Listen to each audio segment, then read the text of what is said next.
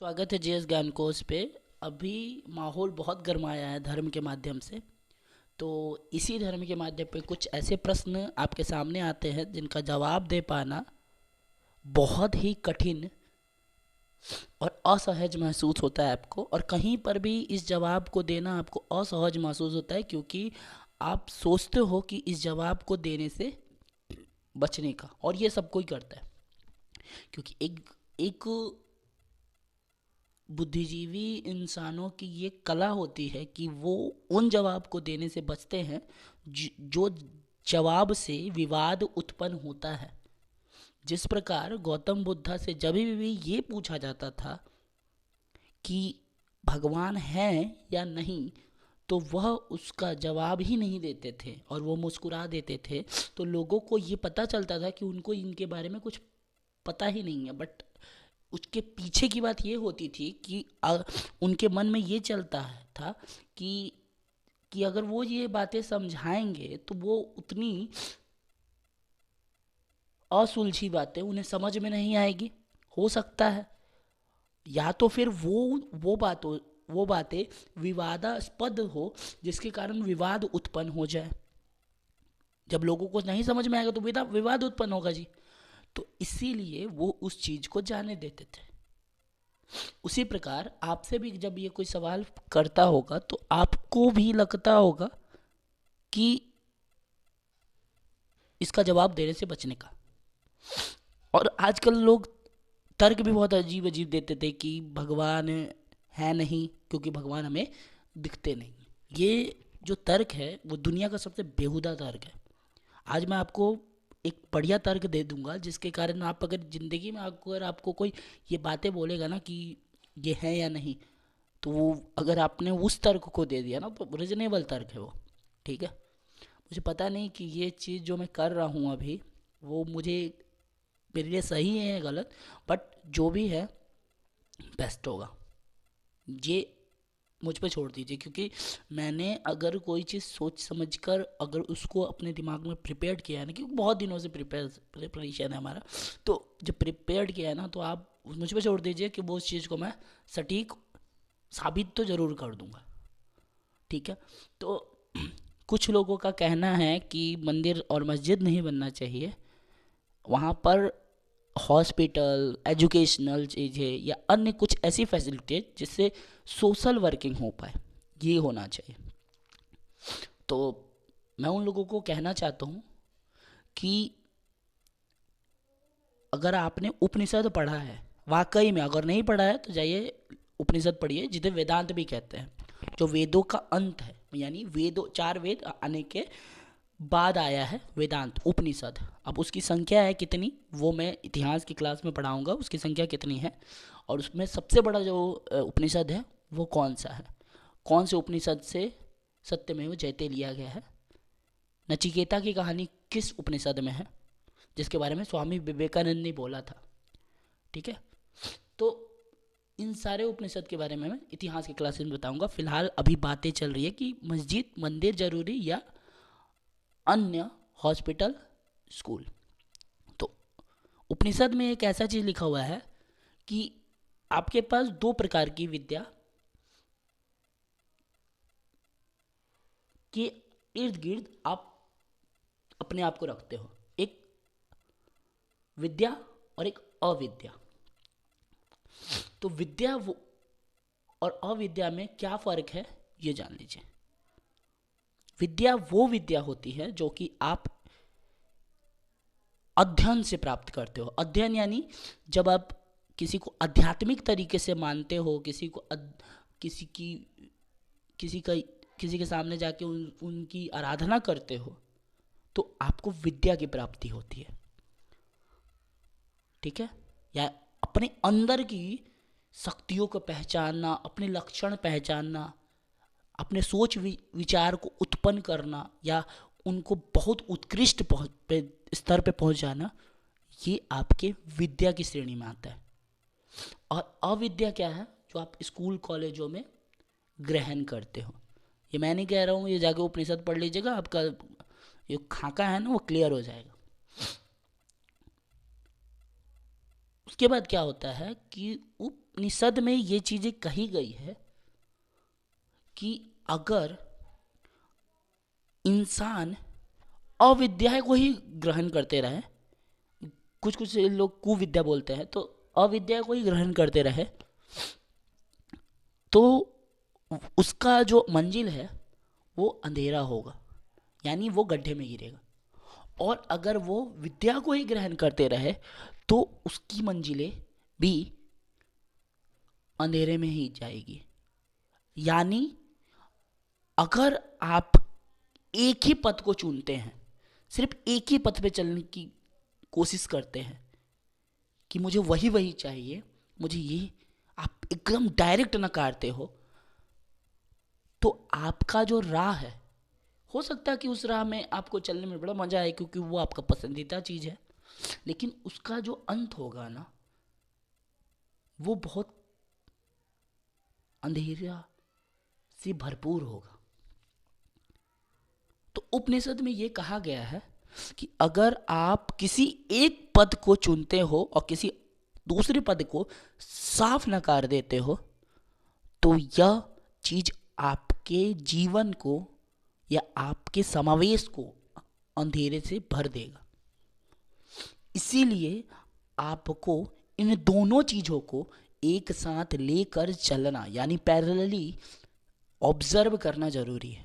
यानी आपका आपके लिए मंदिर मस्जिद में जाकर आध्यात्मिक ज्ञान, जिसके कारण आपके अंदर के विचार, आपके अंदर के सोच, आपके अंदर की जो उत्कृष्टता है बहुत ही अव्वल स्तर पे जाए।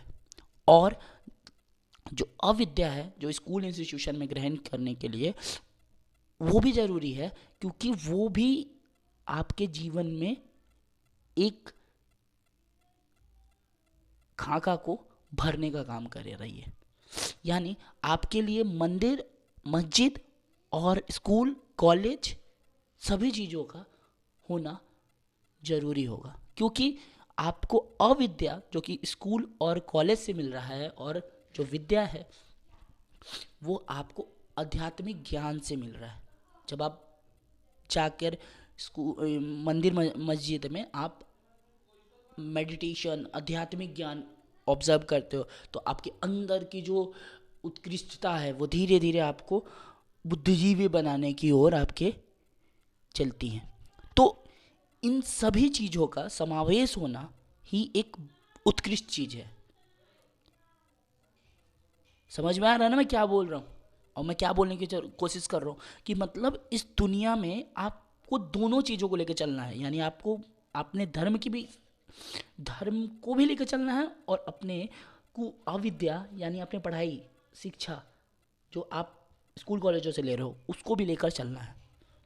तो ऐसा मत कीजिए कि आप किसी एक के तरफ ही भगिए और एक को पूरे तरीके से नकार दीजिए, नहीं, आप दोनों को लेकर चलिए।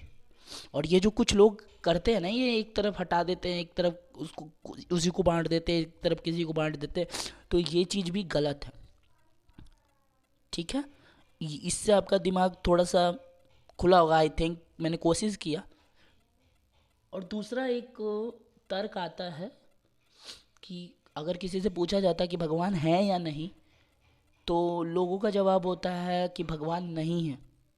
ठीक है, आपने बहुत सारे यूपीएससी के इंटरव्यू में ये भी सुना होगा कि उनसे जब क्वेश्चंस पूछे गए कि भगवान है या नहीं, तो उन्होंने सीधा जवाब दिया कि भगवान नहीं है, क्योंकि भगवान दिखते नहीं हैं, इसीलिए भगवान नहीं है। तो मैं उतना बड़ा स्तर पे तो हूँ नहीं, फिर भी मैं इस चीज़ों को समझाने की कोशिश करता हूँ कि भगवान जो है ना, जैसे मान लीजिए कि उनके होने और नहीं होने की बातें कोई नहीं समझा सकता, बट मैं एक लाइन समझाता हूँ, उससे पूरा आपको क्लियर हो जाएगा कि इन बातों में क्या जवाब आपको देना। देखिए, अगर मान लीजिए आपने एक रोबोट डिज़ाइन किया, आप बहुत बड़े साइंटिस्ट हो, आपने एक रोबोट डिज़ाइन किया, ठीक है, आपने रोबोट को सारे सेंस दे दिए, सिवाय उस रोबोट को ये सेंस उससे छीन लिया कि वो आपको देख नहीं सकता। ठीक है, और आपको देख नहीं सकता, ठीक, तो वो क्या होगा कि वह सारी एक्टिविटी जब करेगा तो आप उसके पास ही मौजूद होगे, पर वह आपको देख नहीं सकता, क्योंकि आपने उसको इतना ही सेंस दिया है कि वो आपके आस पास इर्द गिर्द घूम सके, बट वो आपको देख नहीं सके। और आपकी आवाज़ वो नहीं सुन पाएगा क्योंकि आप चुप हो, आप हल्ला चिल्ला नहीं कर रहे हो, तो आप चुप हो, तो आपकी आवाज़ भी नहीं सुन पाएगा वो। यानी आपने उसका प्रोग्रामिंग ही ऐसे किया है कि वह आपको देख ही नहीं सकता। तो इसका मतलब यह तो नहीं निश्चित हो जाता ना कि आप नहीं मौजूद हो। आप मौजूद हो, बट आपने जो उसके पास सेंसेस दिए हैं ना, उन सेंसेस में वो सेंसेस आपने उससे छीन लिया है कि वह जिससे वो आपको देख सकता था, बट वो सेंसेस अभी उसके पास एब्सेंस है, जिसके कारण वो आपको देख नहीं सकता और आपकी आवाज़ें भी सुन नहीं सकता। तो हमारे पास जो सेंसेस होते हैं, उसी प्रकार हमारे पास जो सेंसेस होते हैं, हो सकता है कि वो सेंसेस भी भगवान ने ऐसे ही डिज़ाइन किया हो कि हम उन्हें देख और सुन नहीं सकते। तो इस पे ये हम तर्क नहीं दे सकते पूर्ण तरीके से कि भगवान नहीं है। ये है या नहीं है, इसका अध्ययन कर पाना बहुत मुश्किल है, बहुत। तो इसके ऊपर ये जो बेहुदा तर्क लोग देते हैं ना कि भगवान नहीं है, इसका मतलब यह है कि वो बोल नहीं सकते, उनको हम देख नहीं सकते, वो कुछ करते नहीं है, तो वो उनको हम सीधे बोल देते, नकार देते कि वो नहीं है। तो भाई, जिस प्रकार आपने एक रोबोट डिज़ाइन किया था, उसके अंदर प्रोग्रामिंग ही ऐसा कर दिया कि वो आपको देख नहीं सकता, उसी प्रकार मान लीजिए कि वो भी ऊपर वाला भी आपके साथ ऐसी ही प्रोग्रामिंग करके भेजा जिसके कारण आप उसको देख नहीं सकते। तो इन सभी तर्कों से आप बाहर निकलिए, आप ऐसे रीजनेबल या लॉजिकल तर्क दीजिए जिसके कारण सामने वाले को ये लगे कि आपने जो जवाब दिया है ना,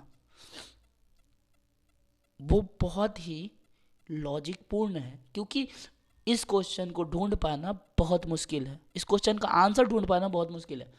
कोई इस क्वेश्चन का आंसर नहीं दे सकता। आप कितने बड़े भी विद्वान के पास जाइए, पूछिए, इस क्वेश्चन का आंसर वो गोलमोल ही देगा, वो आपको डायरेक्ट आंसर नहीं देगा। और यूपीएससी गोलमोल ही आंसर पे विश्वास रखती है, लॉजिकल होनी चाहिए और गोलमोल। तो मुझे जितना आपको बताना था और जितना आपको समझाना था, मैंने समझाया, ठीक है। मैं फिर से बोल रहा हूँ कि मेरा ये स्तर नहीं है कि मैं आपको समझा सकूँ उस पर, क्योंकि मेरा जो एज है वो, हो सकता है कि आप में से बहुत लोग मुझे बड़े लोग देख रहे होंगे, तो हो सकता है कि मेरा एज आप लोगों से बहुत कम होगा, बट मेरा वो स्तर नहीं है। फिर भी मैंने कोशिश किया अपने अध्ययन से, अपने बाकी सारे अध्ययन से, मैंने अविद्या और अपने विद्या के द्वारा कि आपको मैं समझा पाऊँ। तो कोशिश भी मैंने किया है। और आपको ये वीडियो कैसा लगा आप बताइएगा। और हाँ, ये एक बात हमेशा ध्यान में रखिएगा कि आपको किसी भी चीज़ों पर लड़ने की ज़रूरत नहीं है। आपको जो करना है आप बेहतर कीजिए, और चयन जो है, चूज़, आप जिसका भी आप जो भी विकल्प को आप चुनिएगा ना, उस विकल्प को एकदम सोच समझ के चुनिएगा, क्योंकि वो विकल्प आपके आने वाले समय में आपका फल और आपका को विफल करने की को एकदम चेष्टा रखता है, एकदम संपूर्ण चेष्टा।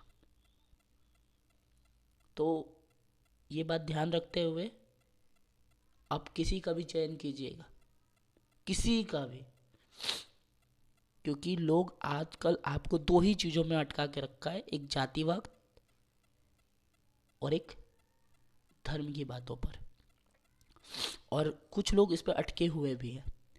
तो आप उनसे आगे निकलिए और इन सब चीज़ों को तर्क पर रख कर बातें कीजिए, ये सब उल्टी फुल्टी बातें नहीं। चलिए, इसी के इसी नोट के साथ हम, और इसी लाइन के साथ हम ख़त्म करते हैं इस वीडियो को। मुझे पता है ये वीडियो बहुत बड़ा हो गया है, ठीक है, तो ख़त्म करते हैं इस वीडियो को और मिलते हैं दूसरे वीडियो में। तब तक के लिए जय हिंद, जय भारत।